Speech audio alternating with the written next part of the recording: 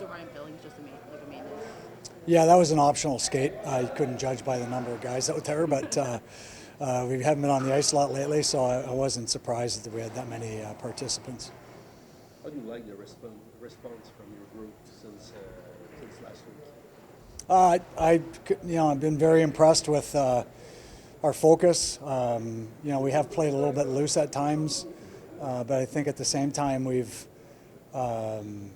done a good job of outscoring our mistakes in a couple of games, and then the Nashville game was a little bit more like what we're used to throughout the year, and I thought our commitment to defending in that game was outstanding, and we also got a great goaltending performance. So different guys have stepped up. I think it's been good. It was a tough month of March for lots of various reasons. Tough schedule, lots of tough events that happened, and we're trying to get through these last 6 games with as much focus and discipline and challenge ourselves to see how good we can play. With Matt Day, from your perspective, what's kind of the struggle with making sure he has that offensiveness that we've been seeing lately, but making sure he's also still maintaining that defensive structure that Tortorella was pushing for? Yeah, it's going to be a challenge. He tends to look for offense a lot more than some other guys, and that can drag him out of maybe a little bit better ice. But at the same time, his instincts are getting better and better, I think, and I think it allows him to play a little bit more disciplined game, but also have offense as a big part of his game as well. What are you looking for from Carson Dorward? Like, if you had talked with him about expectations, how you want him to approach this? I told him to have fun. The building's going to be buzzing. This team's on the cusp of the playoffs, and this can be one of the more fun buildings to play in when there's energy like that. So, there's going to be nervousness. I told him to try and get out there and get into your game as quick as you can.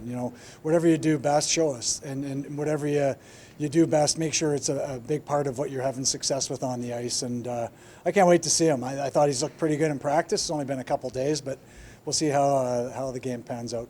You talk about being a special game for him. Is it a special game for you to be the head coach of the team in Montreal? Yeah, I still remember playing in the old Forum here with the Hartford Whalers. So this city has a history in the world of hockey, and especially in Canadian hockey, that is unparalleled. And so it's I think it's always a reminder of what the legacy and what that logo means over there. And it's you always know that you're going to have energy in the building, and especially when they're playing like they have lately.